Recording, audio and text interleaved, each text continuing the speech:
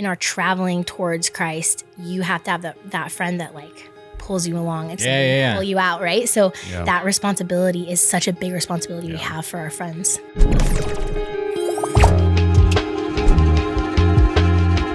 Hi, everyone. From Rolling Hills Covenant Church, this is Ask Anyway, the podcast where we get to explore the questions you've always wanted to ask, but maybe have been too afraid to. Ever had a question, but you're not sure if you can ask it in church? This is the place for you. Don't be afraid.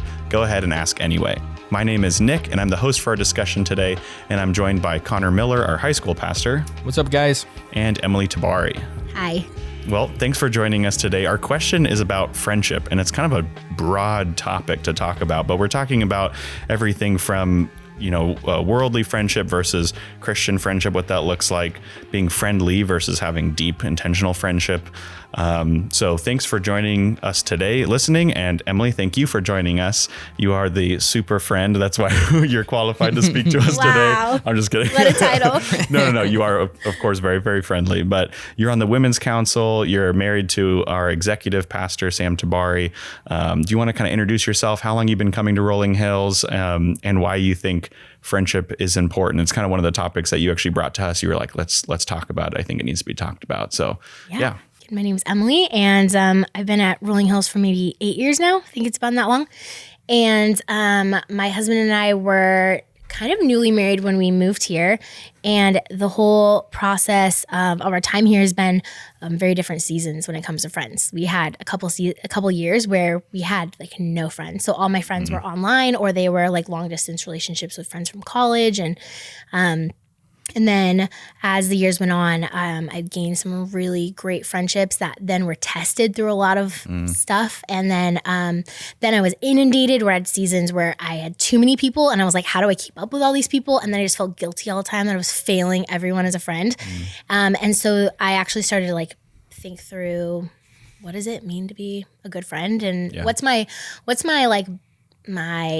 responsibility to people, because I'm a people pleaser by nature, and I'm trying to make sure that I'm pleasing God first. And so I'm saying like, God, what is pleasing to you when it comes to like my friendships? And so I've been processing that for a few years, and through our experiences over the last few years, it's given me a lot of opportunity to think about this topic. So I'm really excited too, because I think it's just like a pretty basic topic. We think like, wow, we all know what it looks like to be a good friend and not a good friend, but I think there's more to it. Yeah, I think most people in the world have at least a friend or a friendship with somebody, but depending on different levels and what that looks like. So maybe kind of our first point, if we want to get into this, what do you guys think about the difference between just kind of generally flying over the topic, biblical friendship versus like worldly friendship? Maybe even like from someone who's been in the world and then been saved, and now they're reimagining or reassessing what their friendships look like. Yeah. So like you guys mentioned, I think friendships at the core, like one of the core things about being human is, I think from a young age, people want to have friends, and like it drives how you act and how you dress and the things you do is like, I want to be with people, like to experience love from other people is a core part of what it means to be human. And in our world, like, I think a lot of sin has distorted what it means to be friends with people. And I think specifically talking to our context, there's a few things that really do this a lot. One is social media. The fact that now, at least in one sphere of the world, to be friends is determined by like clicking a button. Like if I friend you or whatever, I don't know if Facebook is big anymore, but when I was in high school, it was. Yeah. And it was like, oh, how many friends you have is this number. And what that does is it really cheapens friendship, because it's now like, as long as I look at their posts and maybe read it every once in a while and give them a thumbs up, like I'm their friend and I'm doing great. Yeah. And you can all of a sudden quantify how many friends you have. Yeah. And they have more friends than me. Yeah. And like that's sort horrible. of unhealthy. It's weird thing. Really easy to make a statement when you don't like someone anymore and you're mad at them. You unfriend them? And then says so much. Yeah. I guess now they call it like, Instagram at least like followers or whatever. But can you refriend people? I have no idea. If you unfriend somebody, is that like the last straw? You can never friend them again? Or I think that's it. I think you're no longer friends. I think it depends on how. No, you can on the Can you? app. I never had it. Yeah, I think you can on the app, unless they've blocked you. Oh, you That's can like the block. next That's even step. worse. Yeah, Like it's the we're next not just not friends anymore. It's like the you're reciprocation of like you Yeah. you know You're out of this I'm out world. as well. I always think it's funny when you like. deleting your existence. Exactly. I always think it's funny when you meet somebody and you become friends, and then like years later, you're like, oh wait, we should be Facebook friends. You know, like now we're real friends because yeah. we're like friends on Facebook or whatever. Yeah. So I think that's one thing that cheapens friendship. I think another thing that really cheapens friendship is our like sexually soaked culture. This that like everything is about sex. And I think maybe one picture of this just popped into my head. So tell me if I'm wrong. Yeah, but yeah. the fact that the show Friends, it's titled Friends, but Yeah. it's all about like who's sleeping with who, right? Oh yeah. Or like that's a for big sure. dynamic in it. Yeah. In many ways, like when friendship and sexuality becomes mixed, Yeah. in a lot of it destroys friendship and it changes what friendship is for. And so in a world that sees like the purpose of everything is sex, friendship gets minimized because it gets in the way. Oh man, I'm sure there's lots of Well, it can also be disordered, right? Because I'll hear like you'll hear a celebrity that'll be like, "We're divorced, but we're still friends," and you're like, "So is friendship like the higher? Oh right. Like, Yeah. is that the Supersede better marriage thing?" somehow, Even on the yeah. Friends show, you're like, friendship was their main thing, but it like the other flings they had yeah. were not as important as that core friendship. So you're saying is friendship more of a better good? Yeah. Yeah, and there's whole like rom-coms about this. Like Yeah.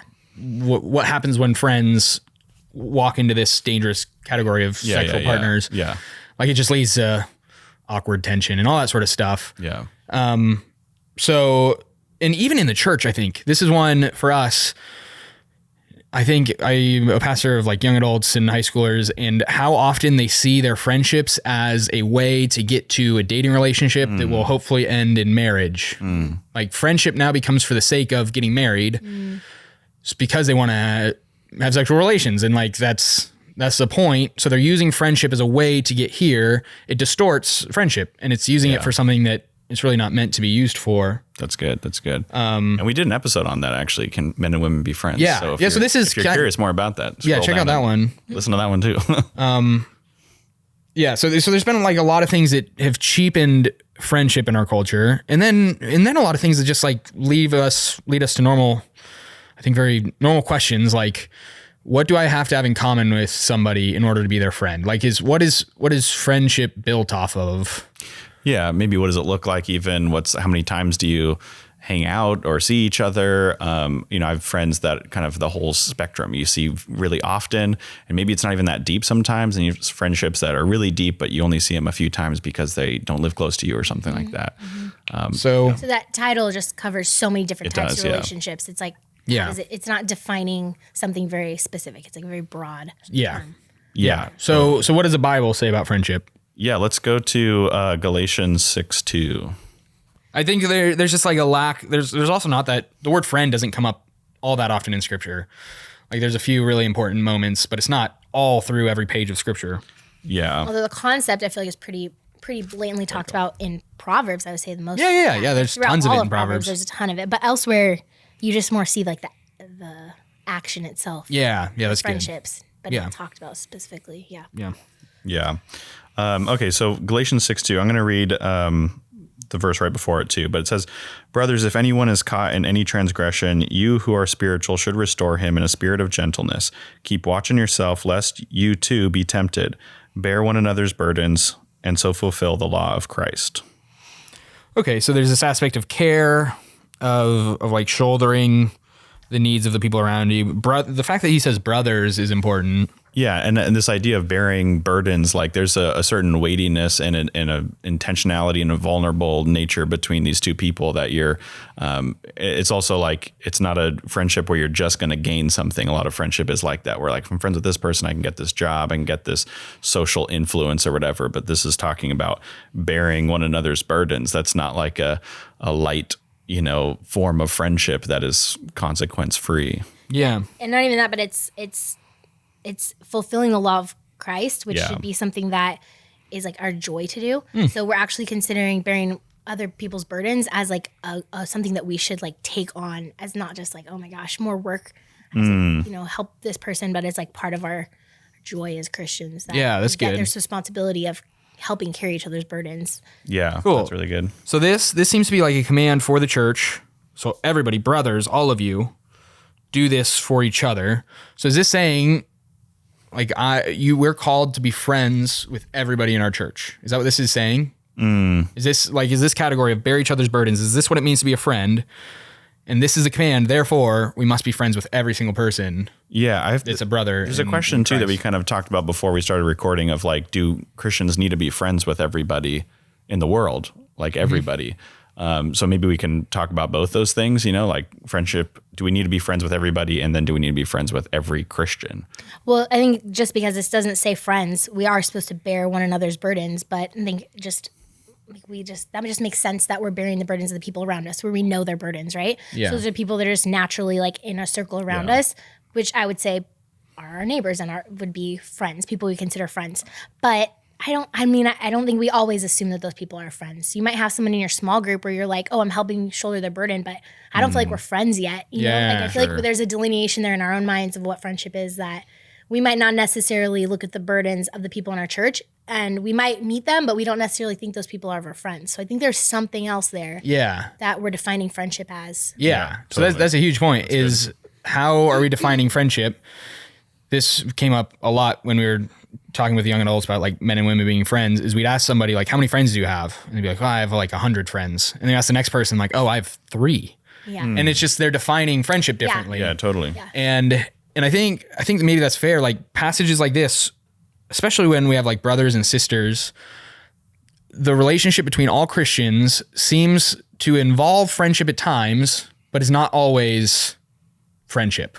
That like friendship always involves love, but love doesn't always involve friendship. Yeah. And I think one really clear spot that we see this is like, should a 55-year-old man in church be friends with a 6-year-old brother or sister in the church? You know what I mean? Like a 6-year-old who believes in Jesus, he'd call them a brother or sister because we're part of the same body. Yeah.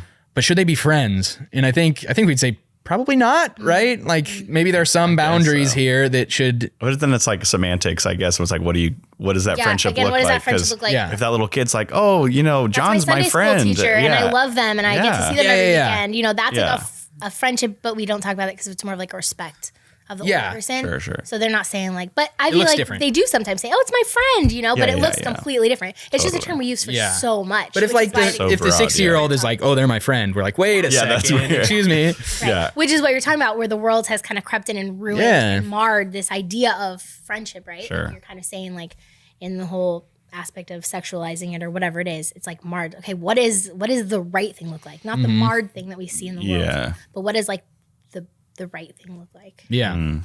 Yeah, that's good. So I also have Hebrews 10:24 through 25.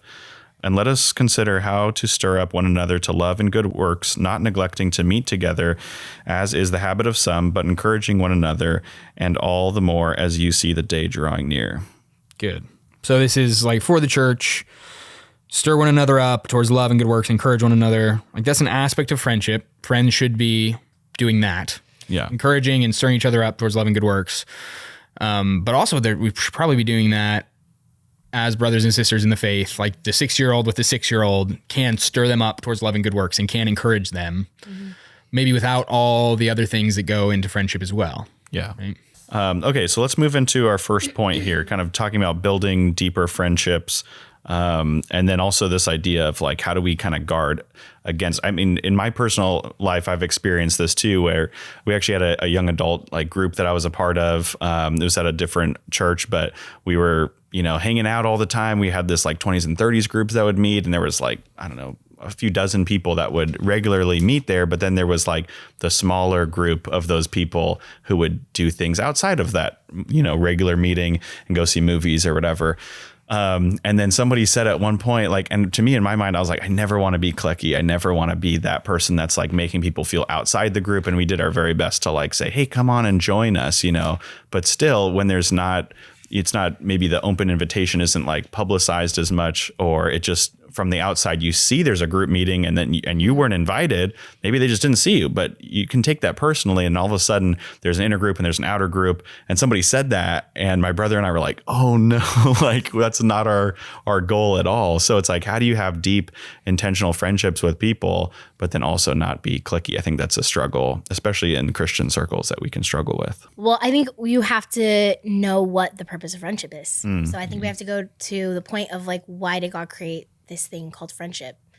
And I think when we look at the world's opinion of friendship and the way they view things, I think we see everything's like temporal. It's all now, right? Because they don't have this eternal perspective. So everything's about their best life now.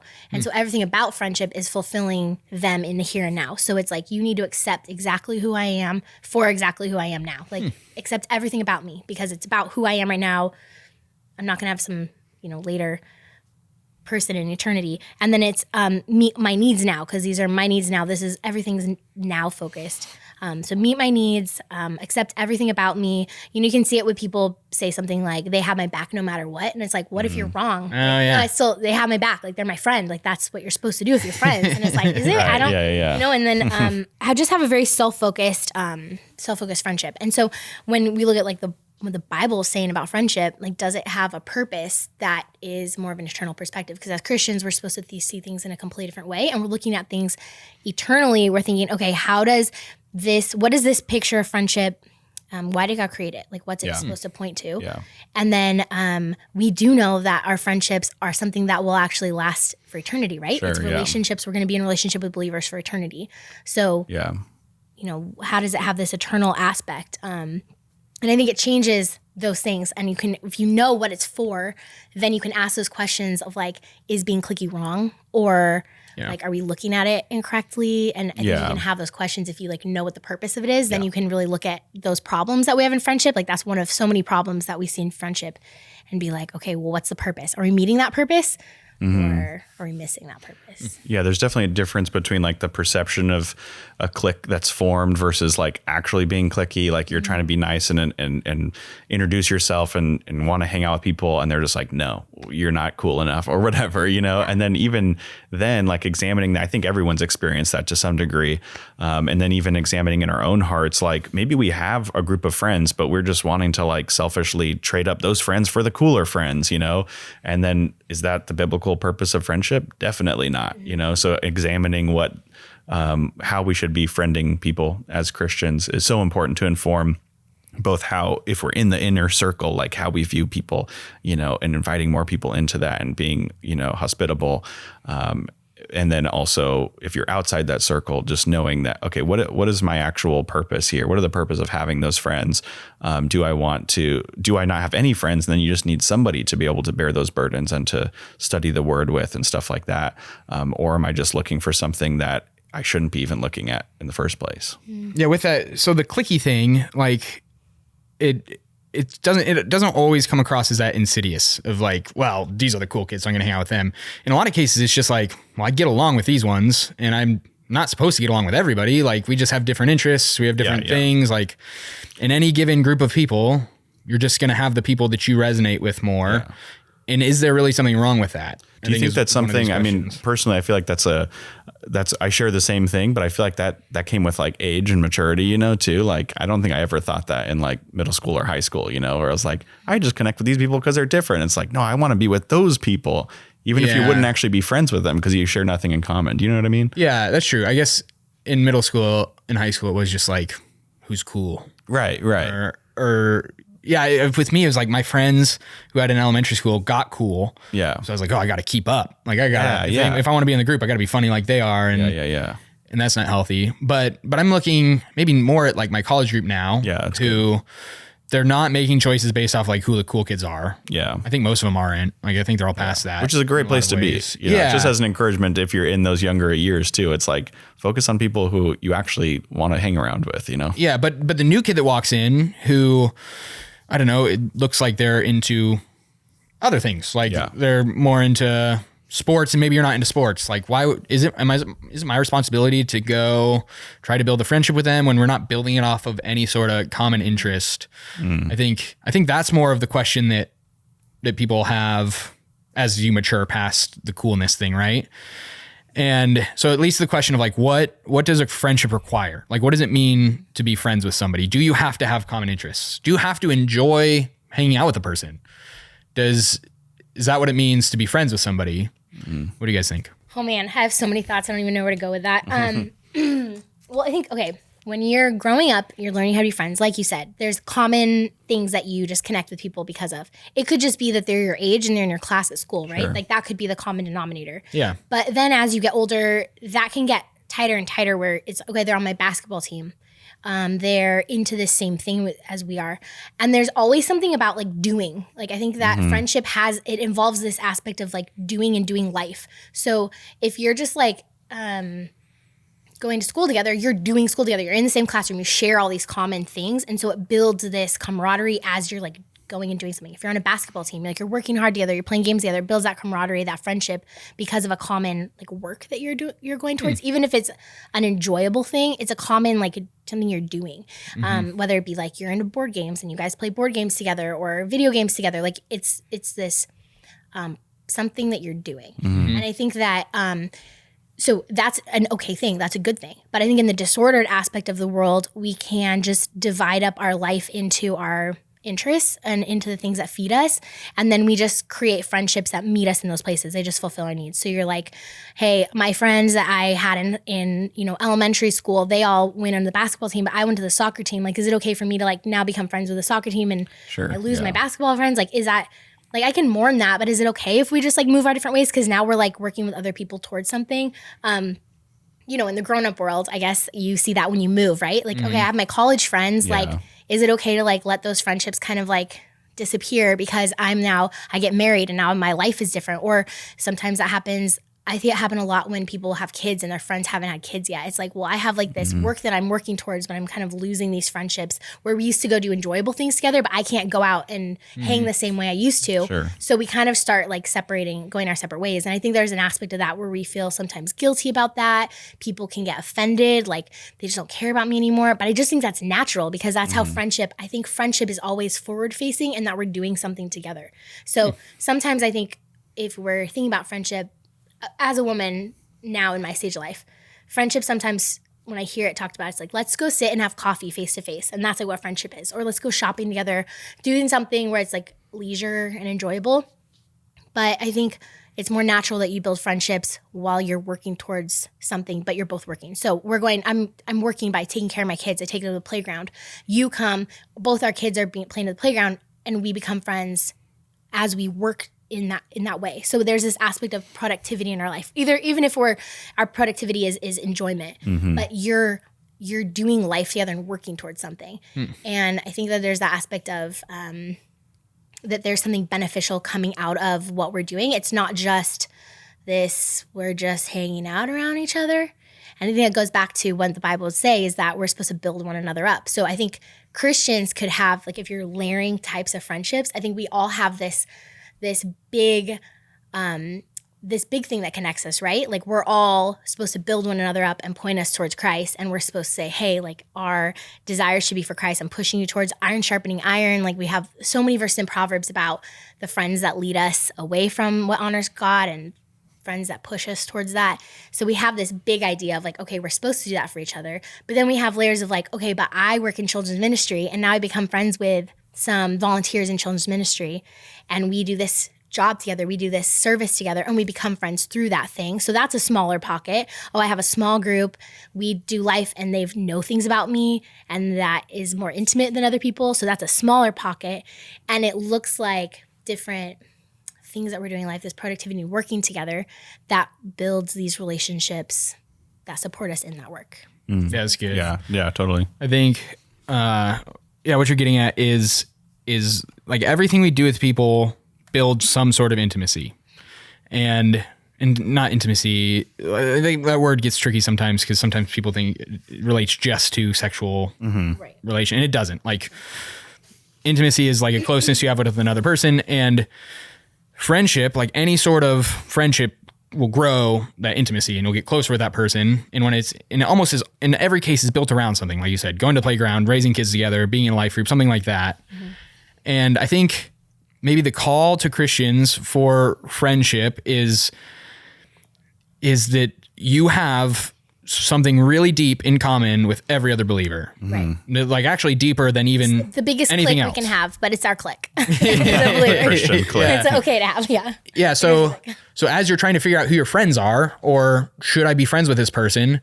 A good question is like, are they a believer? Do they care about the Lord? And if the answer is yes, like you can certainly be friends with that person, and your friendship won't be built off of maybe a shared interest of video games or baseball or whatever it is, but it's actually something much deeper and much more binding. I think there's this idea that the deeper your conviction, like the deeper the shared conviction you have with someone, the more unity you can have with that person.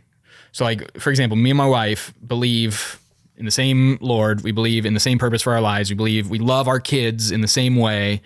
Like we have a shared conviction that's really, really deep. And that leads to like super deep unity. On the flip side, there's a lot of relationships that you don't have much shared conviction with the other person. Like the person that I happen to sit next to on the bus, like there's probably very little shared conviction other than we're going to the same destination, that sort of thing. At the slightest like fracture in that conversation, you'll probably just like move to the seat over, or like nothing is binding you. This happens in churches, in those kind of like believe whatever you want churches. Like you can believe in one God, you can believe in hundreds, like whatever you want. No, we have no creed, just believe whatever you want. Those churches split all the time. Because there's like there's no reason to stay with the other person if you're like, well, we don't really even believe the same thing. Right. So like your unity, your ability to care and love for the other person is dictated by how much you share in conviction. So Christians, it doesn't matter that you don't play the same sport. You should be able to be friends with any other Christian. Exactly. Because of that shared, And I think I see that really well in our college group here, is that like any person walking in the door, they have gotten past this like, well, it's not my job. They're just like, They're immediately invited to the hangout. They're immediately introduced to everybody there. Like they're getting this sense of like, no, the thing that we're about is growth in Christ and love for each other. So we can be friends with anybody. Yeah. That's a great, like, genuine source of common ground for people. And it's not self-seeking, right? We're seeking like the Lord through that, and being open and hospitable and charitable to people who are new, and making them feel, comfortable and welcome and stuff like that. And you're shared believers, then it totally erodes that, this desire to have this fake wall that you can put up to then come across a certain way.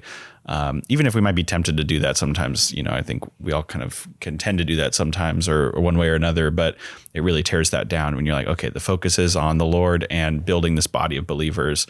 Then you don't need to like put up this false self when you enter a group, or you can just be comfortable being like, hey, I'm the only non-sporty guy or sporty guy in a group of everyone else who isn't. Then you can just join in, or maybe teach them how to play a sport or whatever, or learn how to play a sport yourself, and you don't need to be like self-conscious about that. I think that's a problem, is that when you have the worldly view of friendship, when you come into a church or a new community, you're like, you hear like having a seat at the table. It's like, I hear that in women's circles a lot. Like, no one's making a seat for me at their table, or I didn't get welcome. And there's a lot of responsibility put on the others to be like, I need to find people that are in my age stage, or I need to be in these different pockets, and I need to find just the right thing that kind of, it's the wrong, looking at it from the wrong way. Like you come into a church, you automatically have the most important thing in common to people. And so whether you're invited to the hangout you hear about or not, like there's everyone around you is this potential for friendship, and it should change how you view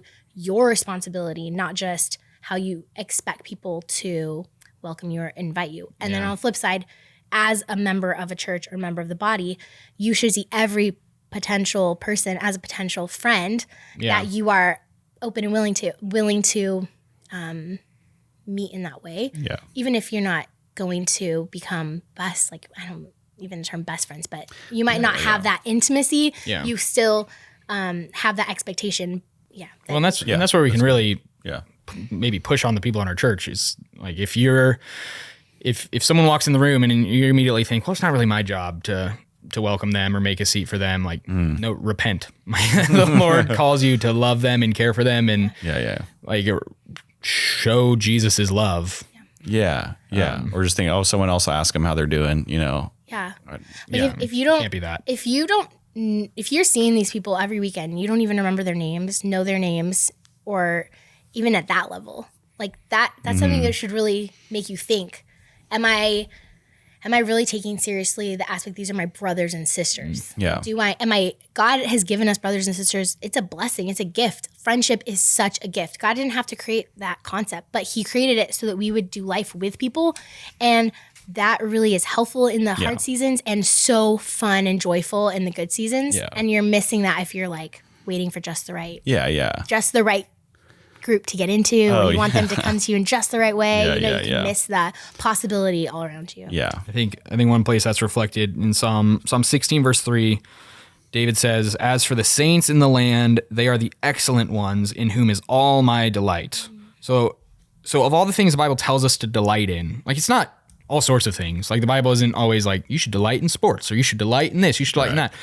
It's made really clear right here that we should delight in our brothers and sisters. Like so much so that David can say, all of my delight is in them. Like friends is a very safe thing to delight in and to love, and especially when it's within this shared conviction and not. Yeah. So taking this further, this is what friendships require, like shared conviction in some way. Sometimes it's common interests, but mostly for Christians, it's the fact that we love the Lord. What is the purpose of friendships? Is it just that I'm not lonely? Is it like, what should this friendship be leading to? In 1 Samuel 18, it talks about David and Jonathan, and their friendship is like one of the classic, when you talk about friends in church, you typically go here. But it reflects like the depth of love and care for each other. So it says, as soon as he had finished speaking to Saul, the soul of Jonathan was knit to the soul of David, and Jonathan loved him as his own soul. And Saul took him that day and would not let him return to his father's house. Then Jonathan made a covenant with David because he loved him as his own soul. So just this like super deep love for one another, which some people have probably wrongly taken and been like, there's something more going on than just friendship here. Again, that twisted. Yeah, it's not. It ruins that. That's not faithful to what's being said. Yeah. But like it's a love which causes them to like make a commitment to one another and say like, well, first of all, it says their souls are knit together. Like they're close. They have a deep love, probably built off the shared conviction that they have. So much so that they make a covenant. Like they agree to something. They agree to be there for each other. And I think this is how we think of like our closest friendships. Those friendships which we pray like nothing would ever separate us from these people, or it's probably not many people in our, we can't have this sort of friendship with like hundreds probably, right? Like this is reserved for this close form. But like, what is the purpose of friendship? Like why is David and Jonathan, why are they being sewed together and knit together? Like for what purpose? In their relationship specifically, that God was going to do something in their lives and use them in a way where he needed them to have that kind of friendship for Jonathan to support David in the role that God had for him. And it was a really big deal.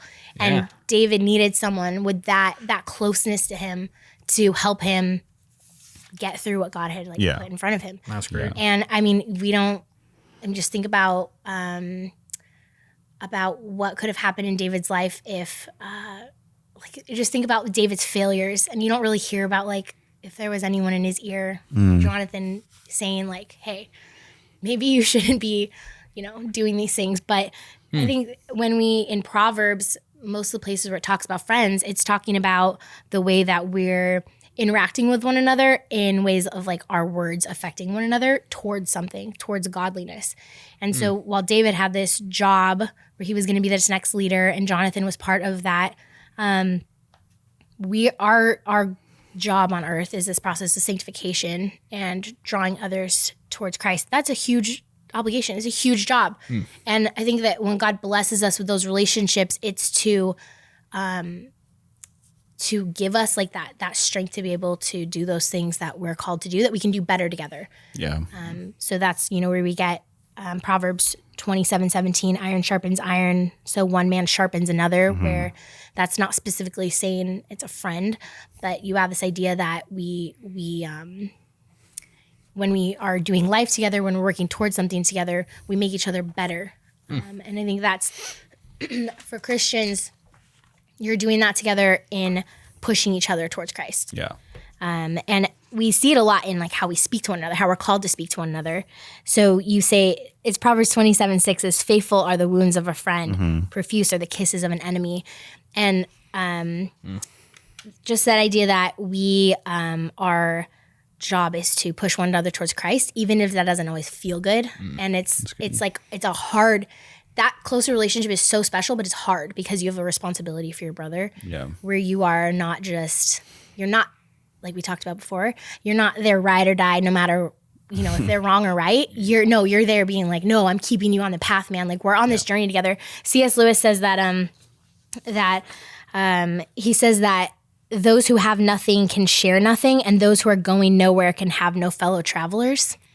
And he's talking about it in the sense of friendship, where you have to have something in common and going towards something in common and this purpose. And so, in our traveling towards Christ, you have to have that friend that like pulls you along. It's kind of, you think of Pilgrim's Progress, where throughout Pilgrim's Progress, Christian has these friends that come along, and some of them lead him off the path, or he leads people off the path, or some of them help him through the hardest parts of the path. And I think it's just like such a simple, beautiful image of what that close friend's supposed to be, is that person who will like push you up that mountain, or, pull you out of like, you're stuck in a bog of despair. So pull you out, right? So that's that responsibility is such a big responsibility we have for our friends. As a believer, the day is coming when you'll need someone to pull you out of the pit of despair, and the day is coming when you will need to pull somebody else out of the pit of despair. Like as a community, the Lord has built. That's good. I think I would. It just makes me think about if you have friends, but you've never been like called out by a friend, like a friend has never said something to you that kind of like takes you back. If they're only ever like yes men, you should probably consider like what kind of friends you have and what your purpose of friendship is. Yeah.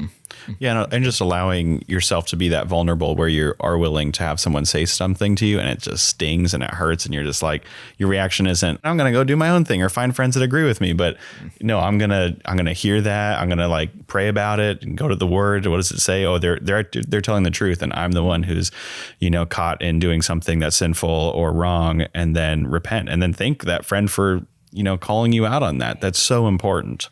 Oh, it's so hard to do though. Oh yeah. It's like so hard to do. Definitely one of the harder things to do. When it presents, I think one of the challenges in friendship is being careful not to see is your friendship as a way to leverage somebody else. Like using friendship as a way to get somebody to even an end that's good for them. I think of this in like youth ministry is there. I think one of our natural ways of thinking is like, I'm going to befriend this kid, be their friend so that I can get them to accept Jesus. Oh yeah, sure. Which is actually not faithful, and it's not loving, it's not kind to like use a friendship and a way of loving somebody as a way to leverage them into making a decision that really like you have no power. Like you're called to share the gospel, and it's God is the one that brings repentance and in faith. So we do need to be careful. Like your friendship shouldn't be a way for you to leverage people to live a certain way or to do a certain thing. Which I don't know, maybe that's abstract or vague, but I think we get a sense of it when you think about how you've had friendships in the past that have done this, or people have done this to you. Yeah. Yeah. Well, I think that leaves a good question, which is like another topic, but is that our relationship with non-believers. I hear that so often, that my point of this relationship with this non-believer, my friendship, is that, I'm there for them. So someday maybe they'll become a Christian, right? Yeah. And I think my question would be like, okay, so what kind of friendship can you have with non-believers, right? Like in that sense, is your friendship, what's the goal of that friendship? What's the heart of that friendship? Is it, because some people, they can feel that like you're almost a salesman, like giving a pitch, and your friendship is just there to like try to get them, to become a Christian. And when you're doing life with people who aren't believers, like the Bible's pretty clear that you can't walk with people without being affected by them. You can't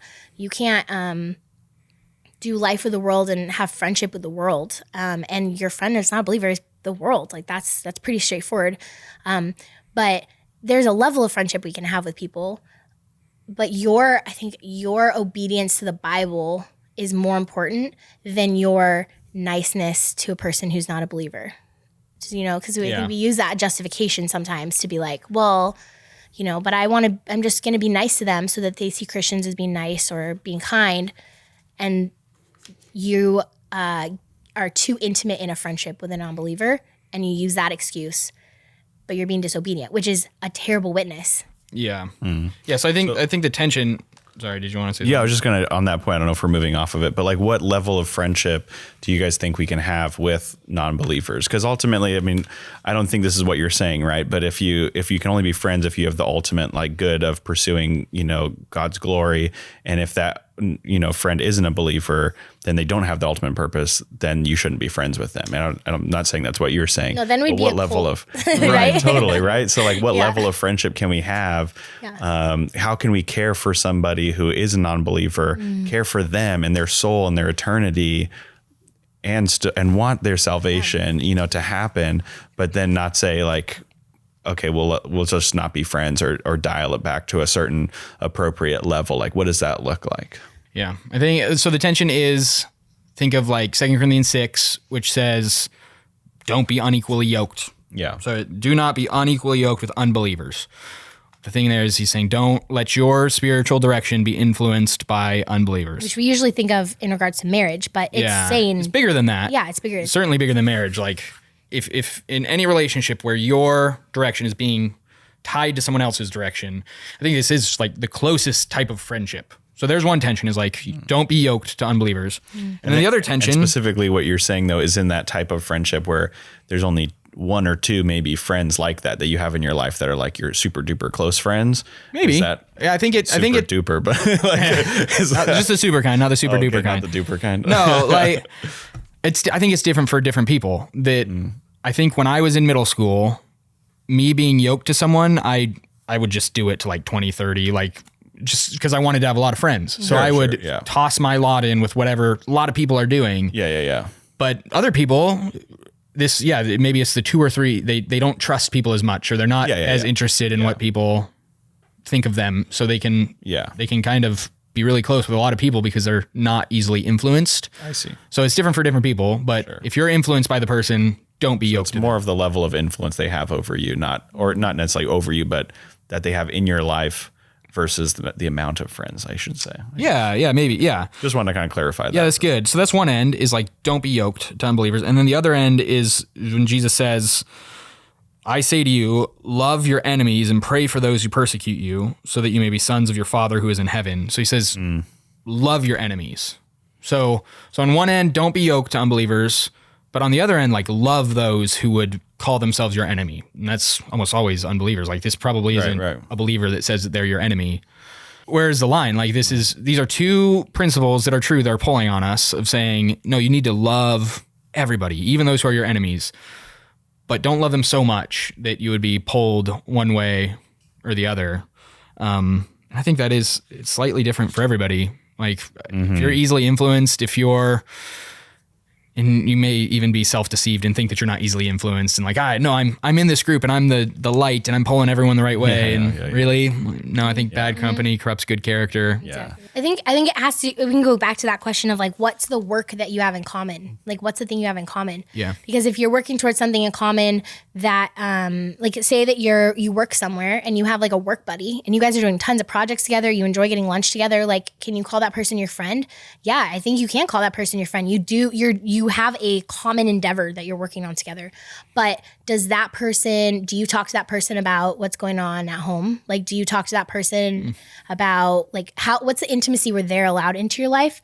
And at the same time, you want to share with them your life so that they see what it means to be a Christian. So there is that pull of like, do I share things? Do I ask them for advice? How intimate are we?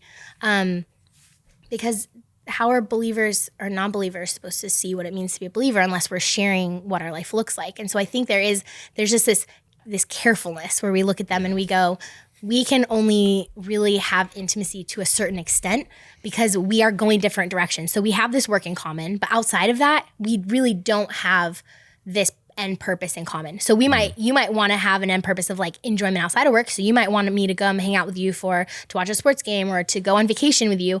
But is that kind of intimacy is extending this intimacy where you go, okay, now do they have this very close role in my life where they're affecting me, affecting my family? And I think that has to be done carefully. Like, I don't think that's like absolutely no, never, but I think that's done carefully. Or you invite them in to the community where you and your friends are inviting them in, where there's almost that balance is like, it's not just that one-on-one, it's like in a group. Yeah. You know? Yeah, Believers. which you also have to be careful of, because like, their worldliness may not affect you, but like in that group, like you bringing someone in that's going to be cussing and just living in a different sort of way, maybe a stumbling block to other people in the group. So it takes, when I was in Alabama for 3 years doing my master's, and it's really hard living in the South for someone that doesn't grow up in the South, I've found. There's like a closeness there that's just really hard to get into. Like your best friends are going to be the people you grow up next to and then you go to college with and you're in the same frat and then you live next to you for the rest of your life. Like it's very hard to get into those groups. So I found the friends that I found quickly were like, is through playing disc golf. It's this Nice. nerdy, wonderful sport that I love. But they were like these two guys, not Christians, in recovery, just life kind of broken in a lot of ways, but they just became like really close friends. Like I loved them. I'd call them some of my favorite friends out there. Yeah. But they're never the guys that like I'd ask advice for. Right. I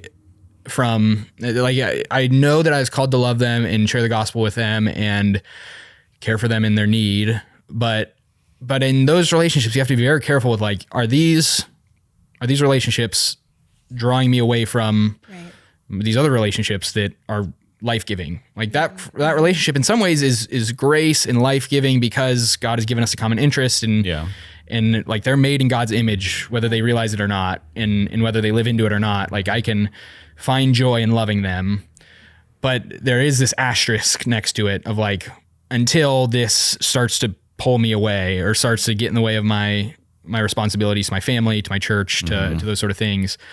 And there's like a real hesitancy there that we should all have. That sort of goes away when they're believers. Like you can be less hesitant with people that are in your church and are being held accountable in your church by other believers there. You know what I mean? Like, So I have two thoughts for that. Yeah. One, if you're in church, do you assume everyone around you is a Christian? Like in your relationships, like do you know when they're not acting a way where you're like, oh, they call themselves a Christian, they're in our church, but when in our relationship, like I'm definitely being pulled away from godliness. So like, do we just assume that everyone in our church is a Christian if they say they are? So that's my first question is like, how in your friendship do you decipher who's actually a good Christian friend? Yeah. And then on the other side of that, when you're in a relationship with those people who are not believers like that, I'm losing my train of thought. In that relationship, like our responsibility to be a witness, what's the point where like how open you are about your life? I feel like there's a point where they will not want to continue in their friendship with you because your firm belief will confront them in some point. So if it's easy for you to be friends with non-believers in a pretty intimate setting, like is there a question you should be asking yourself about how faithful you're living out your gospel and that's not like a confrontation that you're having with them almost, not that you're needing to argue and fight, but that your beliefs lead you to a place where there's not, like you're not on a journey together. Like at some point that journey is not going in the same direction. So are you, like if that's an easy thing that you're continuing to have. Like they can't tell you're a Christian by the way you're living maybe, or you're sacrificing certain things. Yeah, like are you maybe not saying something that you should because you're like, oh, it would hurt their friendship, it would make things awkward. Maybe you should have said it, and that's kind of that end goal of that intimacy that it stopped there because that got into a realm where they're not comfortable with you. Those are two good questions. Yeah. Maybe we'll start with the first one. Should you assume everyone in your church is a Christian? I would say, like, if they're a member of your church, you should assume they're a Christian. But that should never stop you from asking. Check their membership badge and be like, "Hey, Connor, nice to meet you." It's not hard to ask. Like, "Hey, are you a member?" No, I'm just kidding. That sort of thing. Yeah, it seems like it can be found out fairly easy if you spend some time with them. That's really what I'm going to push you towards. Is like if you're wondering, if you're like, man, they're really, ask them, do you believe in Jesus? Like, are you a brother? And if the answer is yes, then maybe the next question is, then why are you doing this? Like, I shouldn't feel tempted to live this way. And yeah, do it Matthew 18. You say that so matter of factly, but like when it's hard. It's right. I don't know how often people actually like, it's so easy to come up with excuses not to do that. Like, well, I'm not that close to them. It's not my job to say that to them. Like, I'm not You're the talking right about person. confrontation or yeah, checking like how in the much- sense of you're saying like, why are you living this way if you're a believer? You Yeah, know? no, Like, that's how- tough. But we're called to. Like, we are. And Right. I don't think we're called to do that with non-believers. If they're like, nah, I don't really believe, then you say, oh, great. Well, like, keep coming here. We love you. Yeah. We want you to understand the gospel. Right. But if they're like, no, I'm a believer, then no, we're called to say then one-on-one say like, hey, why are you doing this? This is sin, probably. Like, explain yourself to me. Like, help me to understand what's going on here. Don't just be like, you're sinful. Get out. That's not it. Yeah. But with love. yeah, it's not that. It's help me understand why you said this about that person. Right. And if it's met with you're right, I shouldn't have like then praise God you've restored a brother or sister and let's grow and if they are like hard-nosed about it, like no, bring somebody else and bring somebody else, and then if not, like go to your pastor and explain what's going on. And I think that's what's helpful about church membership is those if you become a member of your church, you've agreed to that. You've agreed to like, I want to be held accountable by my church. I'm one of you. You're my people too. Yeah. And that's why I wonder about membership. And if they are members, like it's really quick. Like, hey, brother, what are you doing, brother, sister? Like, come back. You have that responsibility to that. So would you say that you have responsibility to every member in our church as a friend under that friendship? Or Yes. you have responsibility to the other members of your church to be able to say, like, pull them aside and say that. Because I think it's very easy for us to say someone else is closer to them. Someone else is a better person to do that, you know? I think that's easy to say, but I think there's obviously like a certain amount of discretion you need to have. Like when you say you have that ability to do that to every member of your church, you know, maybe just think about that in a way that's like, you don't have to just go and look at people and start attacking everybody. Like, you know, you should have some relationship with them. If you look around, you're like, oh, we hang out every weekend and no one else is doing that. You're the closest person to them to have that conversation. You know, there isn't someone else that should be having that. Yeah. But also don't like go out and just start calling out people that you don't know. Right. Well, I'd be careful of that too, because if you're saying like, well, there's someone closer, then you're like, well, maybe I'll go check with that person. And did you see them do this? Did you hear them do that? And that's spreading that's sin, gossip. sharing And like, sin. that isn't what we do. That's why Matthew says go one-on-one, because you might not be seeing everything or understanding the situation. Yeah. So as hard as or awkward as it feels, the first thing should be, hey, help me understand what you just said. Like, did you really mean that? Or something like this. And in most cases, you'll find them that maybe you didn't see it right, you didn't understand it, or they will be like, oh man, you're right, I sinned, I'm sorry. Help me make this right, that sort of thing.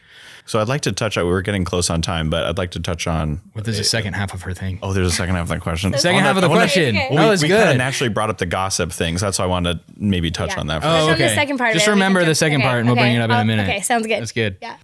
Anyway, I mean, don't gossip. I don't know what else you guys wanted to say about that, but I think just being careful, like that level of discernment that you're talking about, where you maybe have a good intention in mind. You're like, I want to see if other people have seen this certain characteristic this brothers or sister is, you know, portraying, that maybe is sharing something that shouldn't be shared. You know, you should go to them with that.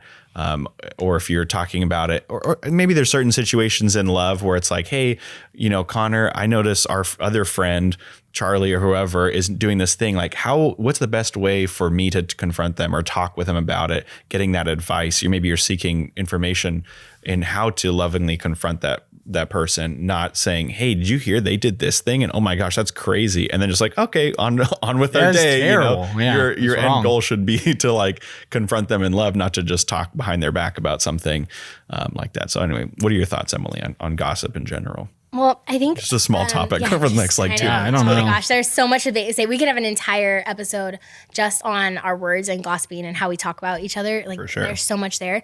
But I think when we're talking about another person, and it would be in the realm of gossip, there's two things. One would be, are you speaking about them in a way where you're talking about their sin or what they did, which you need to be so careful, because the minute that you claim someone has sinned or done something against you or is doing something wrong, you are accountable to do something about it. And the end result of that is pretty serious in the Bible. It says, like, you go and confront that brother, like you were saying, and if that brother continues to sin, then you bring in a leader of the church, right? And then you have that conversation together. And I mean, how often does that happen ever? No one wants to get to that second step. It's easier to go talk to other people about it than it is to actually go the right way and say like, okay, well, if they don't handle this correctly, I have to bring in an elder. I'm responsible to do that.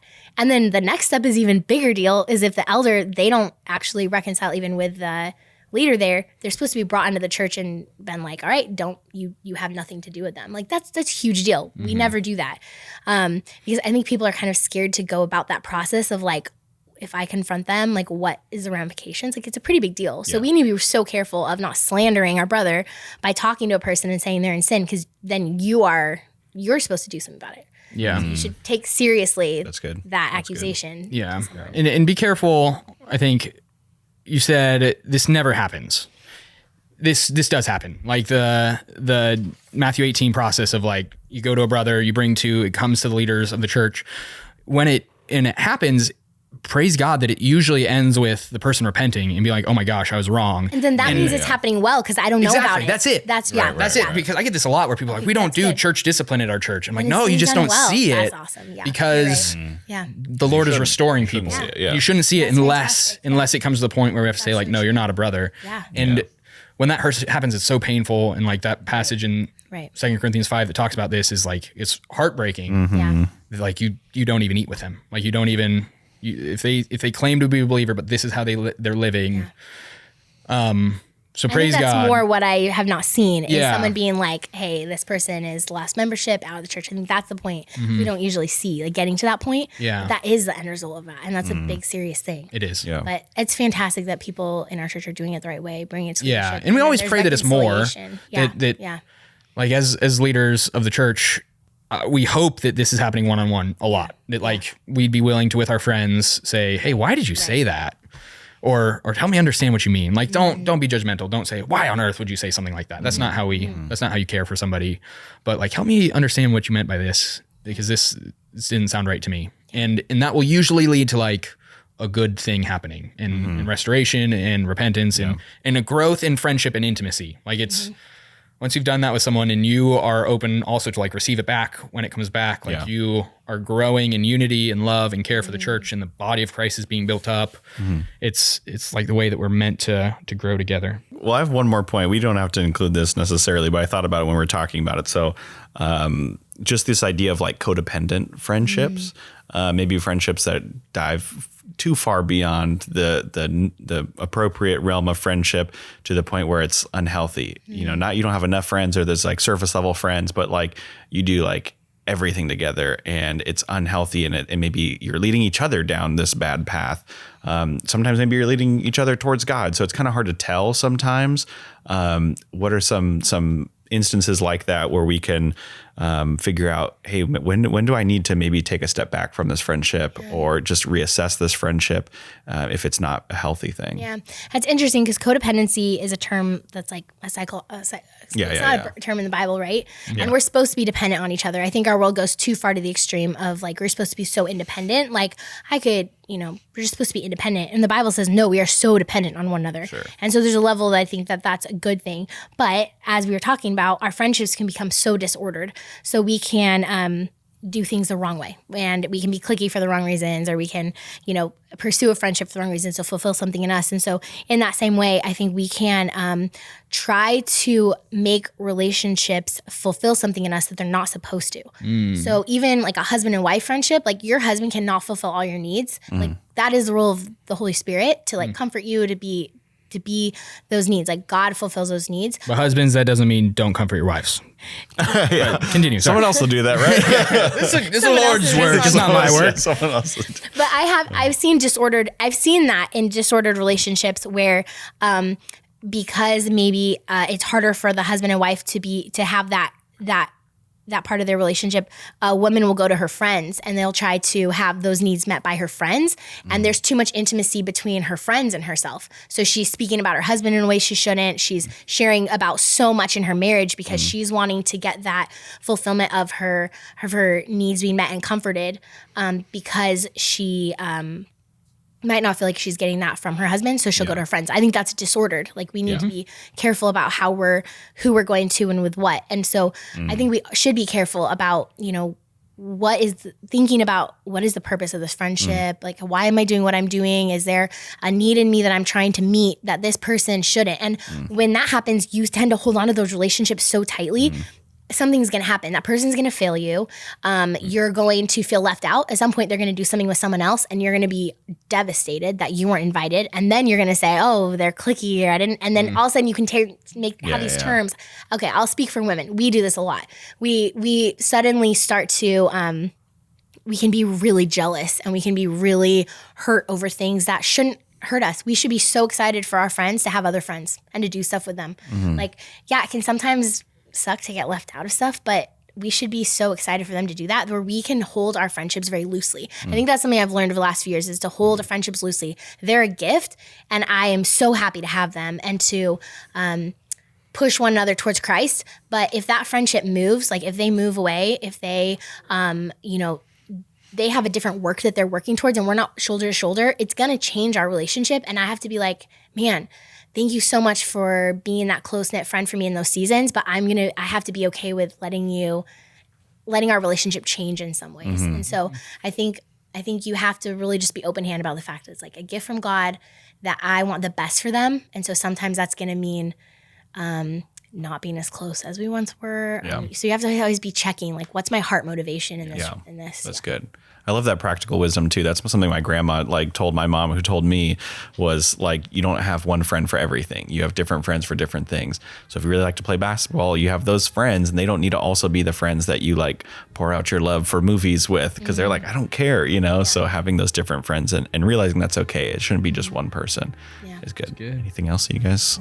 There's so much more. We can't go for every hour or two. Kept you here for an hour. You can be done. Which way? You can turn it off now. I'll let you guys turn it off. Well, thanks for joining us today. We hope you got something helpful out of it. If you have your own question, please email us at ask@rhcc.net, and we'd love to hear from you. Have a good day, and what was I going to say? What did I say? Just thanks for joining us. Make friends with people. Yeah, go out and be a friend. Friendly. Be friendly. But not too friendly. Thanks for joining us.